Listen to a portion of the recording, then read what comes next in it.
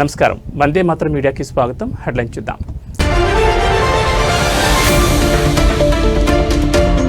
ఢిల్లీ పేలుడు కేసులో కీలక మలుపు.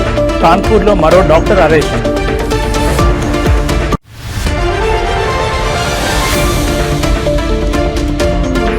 హైదరాబాద్లోని ముస్లింలు నా వల్ల కోటీశ్వరులయ్యారు. సీఎం చంద్రబాబు ఆసక్తికర వ్యాఖ్యలు.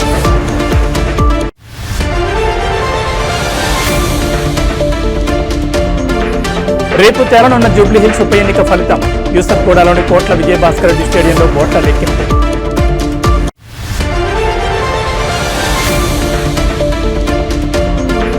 అమెరికాలో ముగిసిన సుదీర్ఘ షట్డౌన్. తాత్కాలిక నిధుల బిల్లుపై సంతకం చేసిన ట్రంప్. ఇక డీటెయిల్స్ చూస్తే అమెరికా రాజకీయాల్లో 42 రోజులుగా కొనసాగుతున్న ప్రతిష్టంభనకు తెరపడింది. దేశ చరిత్రలోనే సుదీర్ఘంగా సాగిన ప్రభుత్వ షట్డౌన్ ఎట్టకేలకు ముగిసింది. ఫెడరల్ కార్యకలాపాలకు తాత్కాలికంగా నిధులు కేటాయించే బిల్లుపై అధ్యక్షుడు డొనాల్డ్ ట్రంప్ సంతకం చేశారు. డెమోక్రాట్లు పట్టుబట్టిన ఒబామా కేర్ సబ్సిడీల డిమాండ్ను అంగీకరించకుండానే ఈ బిల్లు ఆమోదం పొందడం రిపబ్లికన్లకు రాజకీయ విజయంగా రాజకీయ విశ్లేషకులు అభిప్రాయపడుతున్నారు. బుధవారం సెనెట్ ఆమోదించిన ఈ బిల్లును ప్రతినిధుల సభ కూడా ఆమోదించడంతో ప్రతిష్టంభన వేడింది. సెనెట్లో బిల్లు ముందుకు కదలాలంటే 60 ఓట్లు అవసరం కాగా మెజారిటీ రిపబ్లికన్లకు ఆ సంఖ్యాబలం లేదు. అయితే 8 మంది డెమోక్రాట్లు పార్టీ వైఖరికి వ్యతిరేకంగా రిపబ్లికన్లతో కలిసి ఓటు వేయడంతో బిల్లు పాస్ అయ్యేందుకు మార్గం సుగమైంది. ప్రతినిధుల సభలో ఈ బిల్లుకు 222 నుంచి 209 ఓట్ల తేడాతో ఆమోదం లభించింది. ఈ నిర్ణయంతో విమాన ప్రయాణాలు, పేదలకు ఆహార సబ్సిడీ కార్యక్రమాలు సహా నిలిచిపోయిన అన్ని ఫెడరల్ సేవలు తిరిగి ప్రారంభం కానున్నాయి.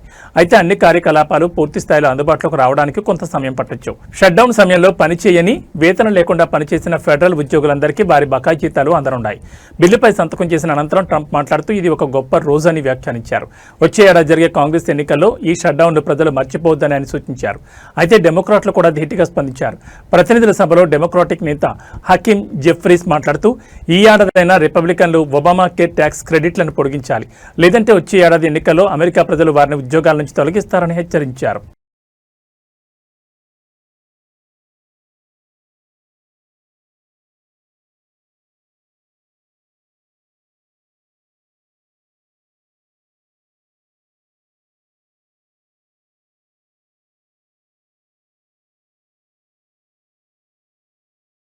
దేశ రాజధాని ఢిల్లీలోని ఎర్రకోట వద్ద జరిగిన కారు బాంబు పేలుడు కేసు విచారణలో కీలక పురోగతి చోటు చేసుకుంది. Uttar Pradesh anti terrorism squad, Delhi police special cell, Jammu Kashmir పోలీసులు సంయుక్తంగా నిర్వహించిన ఆపరేషన్లో కాన్పూర్లోని కార్డియాలజీ ఇన్స్టిట్యూట్ నుంచి డాక్టర్ మహమ్మద్ ఆరిఫ్ను అదుపులోకి తీసుకున్నారు. ఈ కేసులో గత వారం అరెస్టైన లక్నోకు చెందిన మహిళా డాక్టర్ షాహీన్తో ఆరిఫ్ నిరంతరం టచ్లో ఉన్నట్లు దర్యాప్తు సంస్థలు గుర్తించాయి. విచారణ వర్గాల సమాచారం ప్రకారం డాక్టర్ షాహీన్ ఫోన్ రికార్డులను పరిశీలించినప్పుడు ఆరిఫ్ పేరు వెలుగులోకి వచ్చింది. జమ్మూ కాశ్మీర్లోని అనంతనాగ్కు చెందిన ఆరిఫ్ నీట్ SS 2024 బ్యాచ్ విద్యార్థి. ఫరీదాబాద్లోని అల్ ఫలా యూనివర్సిటీలో అతను విద్యను అభ్యసించినట్టు తెలుస్తోంది. గత వారం అరెస్టైన డాక్టర్ షాహీన్ షాహిద్ ఎర్రకోట పేలుడు, ఫరీదాబాద్ టెర్రర్ మాడ్యూల్కు మధ్య కీలక వ్యక్తిగా, ప్రధాన అనుసంధానకర్తగా ఉన్నట్లు ఏజెన్సీలు అనుమానిస్తున్నాయి. జైషే మహమ్మద్, అన్సార్ గజ్వత్ ఉల్ హింద్ అనే 2 ఉగ్రవాద సంస్థలతో సంబంధం ఉన్న ఫరీదాబాద్ మాడ్యూల్ను జమ్మూ కాశ్మీర్ పోలీసులు ఛేదించిన విషయం తెలిసిందే. ఈ క్రమంలోనే ఫరీదాబాద్లోని దౌజ్ గ్రామంలో అద్దెకు తీసుకున్న ప్రాంగణంలో భారీగా పేలుడు పదార్థాలు స్వాధీనం చేసుకుని డాక్టర్ ముజ్మిల్ అహ్మద్ గనాయ్ను అధికారులు అరెస్ట్ చేశారు. మరోవైపు కాశ్మీర్కు చెందిన మరో డాక్టర్ నిసార్ ఉల్ హసన్ పేలుడు జరిగిన రోజు నుంచి కనిపించకుండా పోయాడు. ఉగ్రవాద సంస్థలతో సంబంధాలున్నాయనే ఆరోపణలతో జమ్మూ కాశ్మీర్ ప్రభుత్వం అతన్ని ఉద్యోగం నుంచి తొలగించగా ఆ తర్వాత అల్ ఫలా యూనివర్సిటీ అతన్ని నియమించుకుంది.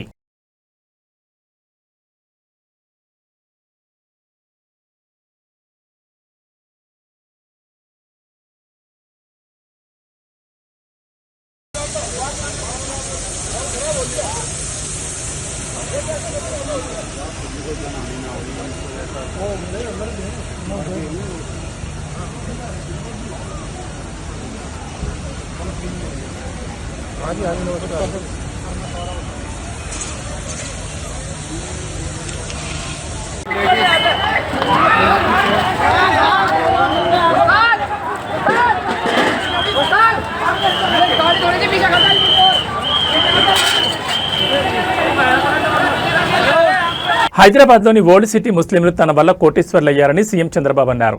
ఇవాళ ఆయన విశాఖలో మీడియాతో మాట్లాడుతూ తాను ఉమ్మడి ఆంధ్రప్రదేశ్లో సీఎంగా ఉన్ననాడు హైదరాబాద్ అభివృద్ధికి ప్రథమ ప్రాధాన్యం ఇచ్చామన్నారు.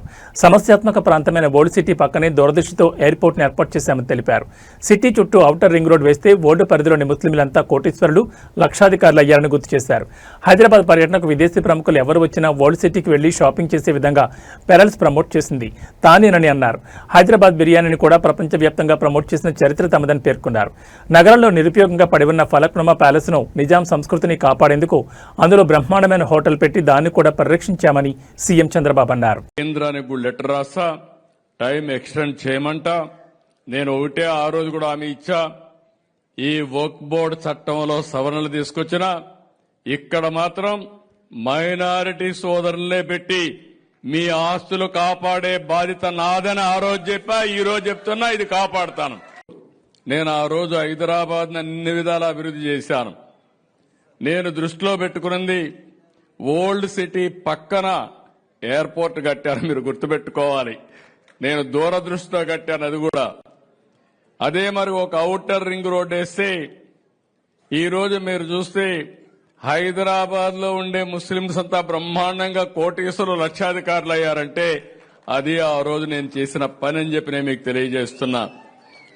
నేను ఎప్పుడూ ఒకటి చెప్పేవాడిని, హైదరాబాద్కి ఎవరు వచ్చినా నేరుగా పోయి ఓల్డ్ సిటీలో షాపింగ్ చేసే విధంగా పెరల్స్ ని ప్రమోట్ చేసింది కూడా తెలుగుదేశం పార్టీ. హైదరాబాద్ బిర్యానీని కూడా ప్రమోట్ చేశాం.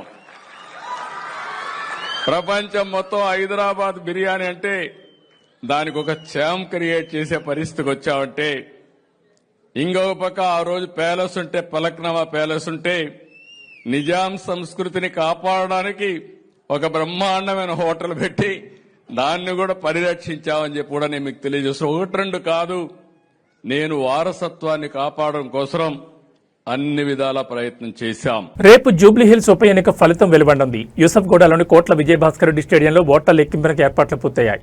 ఉదయం 8 గంటలకు ప్రారంభం కానున్న కౌంటింగ్ ప్రక్రియ 10 రౌండ్లలో జూబ్లీహిల్స్ ఉప ఎన్నిక ఫలితాలు తేలబోతున్నాయి. కౌంటింగ్ కోసం మొత్తం 42 టేబుల్ ఏర్పాటు చేశారు. మొదట 8 గంటలకు పోస్టల్ బ్యాలెట్ ఓట్ల లెక్కింపుతో ప్రారంభమవుతుంది. 1వ number polling booth Shaikpet division నుంచి ప్రారంభమై ఎర్రగడ్డతో ముగియనుంది. కాగా జూబ్లీహిల్స్ ఉప ఎన్నికల్లో 194,431 ఓట్లు పోలయ్యాయి. 99,771 మంది పురుషులు, 94,855 మంది స్త్రీలు ఓటు వేశారు. 5 నపుంసకులు ఓటు వేయగా మొత్తం 48.49% పోలింగ్ శాతం నమోదైంది. బీఆర్ఎస్, కాంగ్రెస్ మధ్య తీవ్ర పోటీ నెలకొంది. ఈ రెండింటిలో ఏ పార్టీ అభ్యర్థి విజయకేతను ఎగరవేస్తారో తేలాలంటే రేపటి వరకు వేచి చూడాల్సిందే.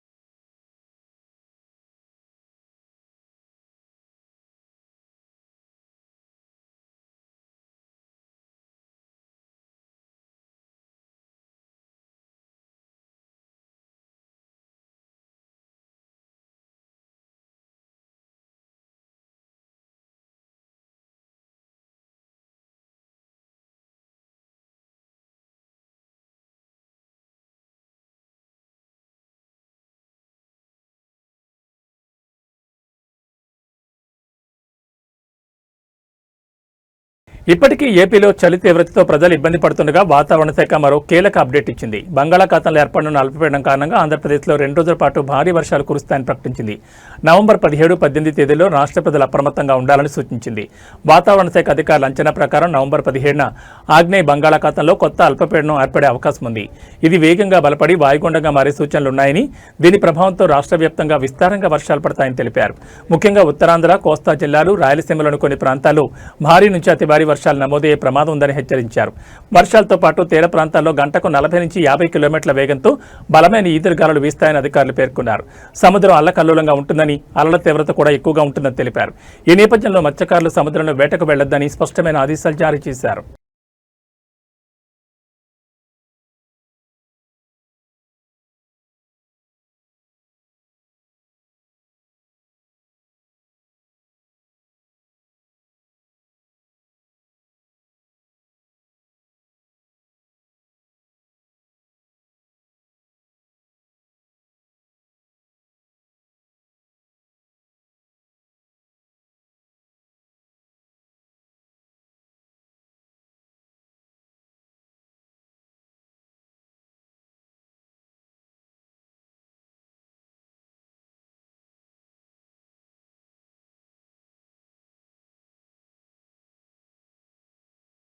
హన్మకొండలో ఓ స్కూల్ యాజమాన్యంపై విద్యార్థి సంఘాల దాడి వీడియో కలకలం రేపుతోంది. హన్మకొండ జిల్లా కేంద్రంలోని స్మైల్ డీజీ స్కూల్ కరెస్పాండెంట్ శ్రీనివాసవరంపై విద్యార్థి సంఘాల నాయకులు దాడికి పాల్పడ్డారు.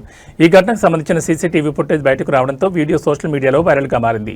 వీడియోలో కొంతమంది విద్యార్థి సంఘం నాయకులు స్కూల్ యాజమాన్యంపై దాడి చేయడానికి ప్రయత్నిస్తున్న దృశ్యాలు స్పష్టంగా రికార్డయ్యాయి.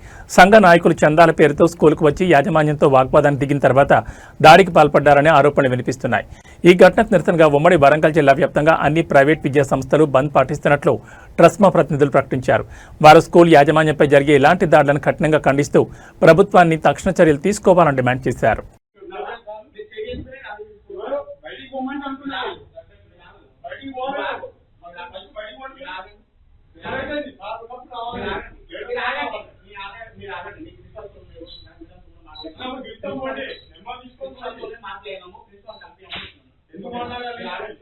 డబ్బులు లేవు మా దగ్గర, ఇప్పటికీ కష్టాలను మూసుకోండి.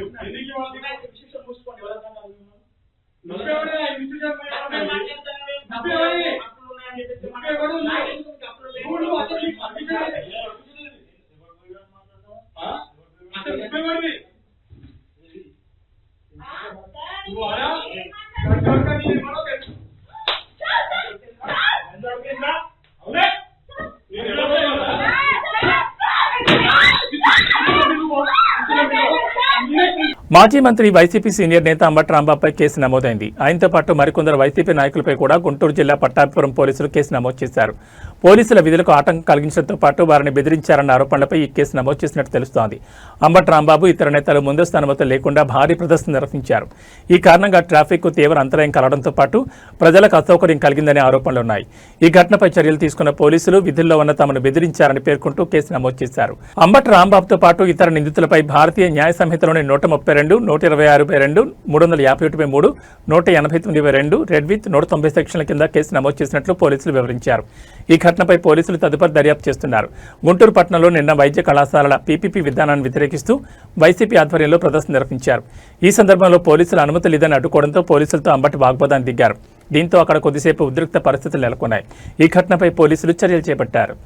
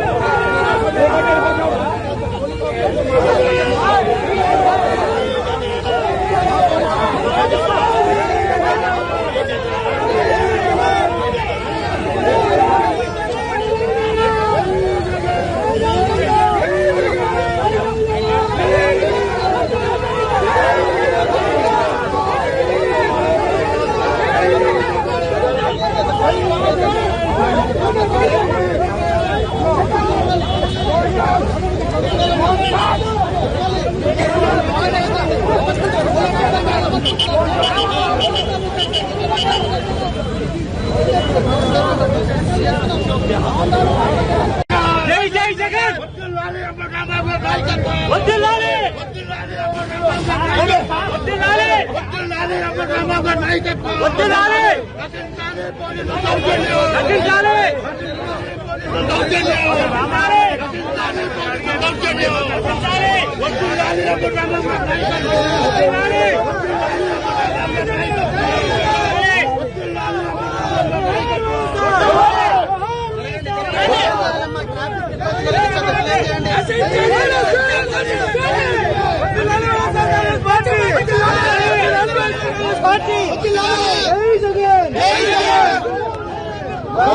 రంగారెడ్డి జిల్లా రాజేంద్రనగర్లో మంగళవారం అర్ధరాత్రి గుజరాత్ ఏటీఎస్ పోలీసులు సోదాలు కలకలం సృష్టించాయి. 4th వ్యూ కాలనీలోని డాక్టర్ సయ్యద్ మొహిద్దీన్ ఇంట్లో తనిఖీలు నిర్వహించారు. అడిషనల్ ఎస్పీ స్థాయి అధికారి ఆధ్వర్యంలో 5 సభ్యుల బృందం సోదాల్లో పాల్గొంది. 3 రకాల లిక్విడ్లతో పాటు కంప్యూటర్, పలు రకాల బుక్స్, ఆయిల్ తయారు చేసే మిషన్ సహా పలు డాక్యుమెంట్లను స్వాధీనం చేసుకున్నారు. సయ్యద్ సోదరుడు ఒమర్ ఫారూక్కి నోటీసులు ఇచ్చి సెర్చ్ నిర్వహించారు. అనంతరం సామగ్రిని సీజ్ చేశారు. ఇదిలా ఉండగా భారతదేశంలో పెను విధ్వంసం సృష్టించేందుకు కుట్ర పన్నారనే ఆరోపణలపై హైదరాబాద్ చెందిన డాక్టర్ సయ్యద్ అహ్మద్ మొహిద్దీన్ను గుజరాత్ యాంటీ టెర్రరిస్ట్ స్క్వాడ్ పోలీసులు ఆదివారం గుజరాత్లోని బనస్కాంత జిల్లాలో అరెస్ట్ చేసిన విషయం తెలిసిందే. మొహిద్దీన్ అరెస్టుపై కుటుంబ సభ్యులు ఇటీవల స్పందించారు. తన సోదరుడు మంచోడని, ఎవరో కావాలనే కుట్రలో ఇరికించారని ఆవేదన వ్యక్తం చేశాడు. తన బ్రదర్ ఉగ్రవాద కార్యకలాపాలతో లింక్స్ ఉన్నట్లు తెలియదని చెప్పాడు. ఒకవేళ తమ సోదరుడు తప్పు చేస్తే కఠినంగా శిక్షించండి అని ఒమర్ ఫారూక్ అంటున్నాడు. మా సోదరుడు మొహిద్దీన్ ఎవరో ట్రాప్ చేసి కుట్రలో ఇరికించారు. మా బ్రదర్కు ఉగ్రవాద కార్యకలాపాలతో లింక్స్ ఉన్నట్లు మాకు తెలియదు. నవంబర్ 5న బిజినెస్ డీల్ ఉందని చెప్పి ఇంట్లో నుంచి గుజరాత్ బయలుదేరాడు. 9వ తేదీన ఏటీఎస్ వారు నాకు ఫోన్ చేసి మీ బ్రదర్కు ఉగ్రవాదులతో సంబంధం ఉన్నాయని అరెస్ట్ చేశామని చెప్పారు. మొహిద్దీన్ నివాసాన్ని ముట్టొద్దు, 2 రోజుల్లో వచ్చి ఆయన రూమ్లో ఉన్న సామాగ్రి స్వాధీనం చేసుకుంటామని ఏటీఎస్ పోలీసులు చెప్పారన్నారు. ఇంటికి ఏటీఎస్ పోలీసులు వచ్చారు. సామాన్లు సీజ్ చేసి తీసుకువెళ్లారు. ఏటీఎస్ అరెస్ట్ చేసిన వారిలో మరో 2 ఆజాద్ సులేమన్ షేక్, మహమ్మద్ సుహైల్ వారితో మాకు ఎలాంటి లింక్స్ లేవని అన్నాడు.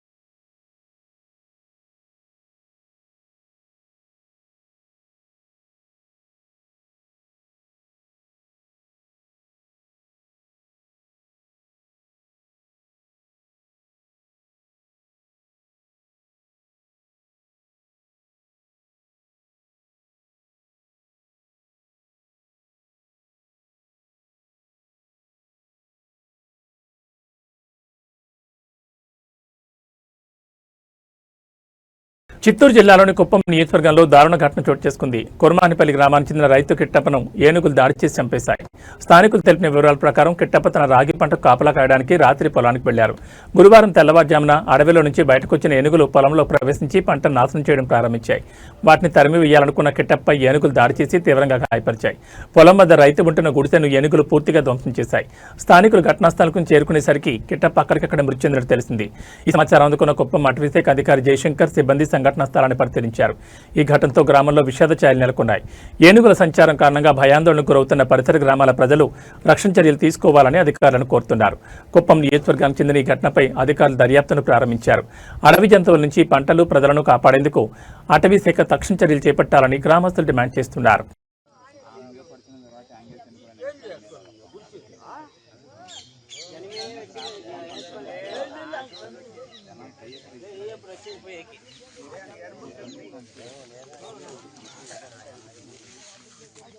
Ketiran kalau mama. Anjay.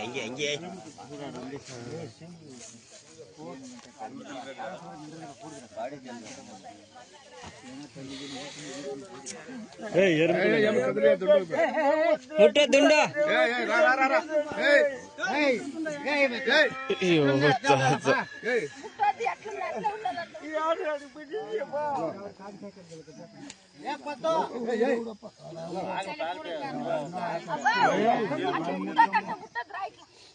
Telangana రాష్ట్రంలో చలి తీవ్రత బాగా పెరిగింది. కొన్ని రోజులుగా కనిష్ట ఉష్ణోగ్రతలు ఒక్కసారిగా పడిపోవడంతో తెలంగాణ గజగజ వణుకుతోంది. రాబోయే 3-4 రోజుల్లో చలి మరింత తీవ్రంగా ఉందని ప్రజలు అప్రమత్తంగా ఉండాలని వాతావరణ శాఖ హెచ్చరించింది. ఈ నేపథ్యంలో పలు జిల్లాలకు ఆరెంజ్, ఎల్లో అలర్ట్లను జారీ చేసింది. వాతావరణ కేంద్రం అంచనాల ప్రకారం రానున్న రోజుల్లో రాత్రిపూట కనిష్ట ఉష్ణోగ్రతలు 8.5 డిగ్రీల నుంచి 12.5 డిగ్రీల మధ్య నమోదయ్యే అవకాశం ఉంది. ముఖ్యంగా మంచిర్యాల, జయశంకర్, భూపాలపల్లి, ఆదిలాబాద్, ఆసిఫాబాద్ జిల్లాలకు ఆరెంజ్ అలర్ట్ ప్రకటించింది. ఈ ప్రాంతాల్లో కనిష్ట ఉష్ణోగ్రతలు 10 డిగ్రీల కంటే తక్కువగా పడిపోవచ్చని తెలిపింది. మిగిలిన జిల్లాలకు ఎల్లో అలర్ట్ జారీ చేసింది. ఇప్పటికే ఉమ్మడి ఆదిలాబాద్ జిల్లాలోని ఏజెన్సీ గ్రామాలు చలికి వణికిపోతున్నాయి. మంగళవారం రాత్రి కుమరంభీం, ఆసిఫాబాద్ జిల్లా సిర్పూర్లో అత్యల్పంగా 10.2 డిగ్రీల అత్యల్ప ఉష్ణోగ్రత నమోదైంది. తెలంగాణ రాష్ట్రం తీవ్ర చలి ప్రభావిత జోన్లో ఉందని కేంద్ర ఆరోగ్య శాఖ ఆధ్వర్యంలోని NPCCHH గత ఏడాది ప్రకటించిన విషయం నిపుణులు గుర్తు చేస్తున్నారు. ఈసారి కూడా అదే తరహా పరిస్థితి నెలకొనడంతో ప్రజలు తగిన జాగ్రత్తలు తీసుకోవడం అత్యవసరమని సూచిస్తున్నారు.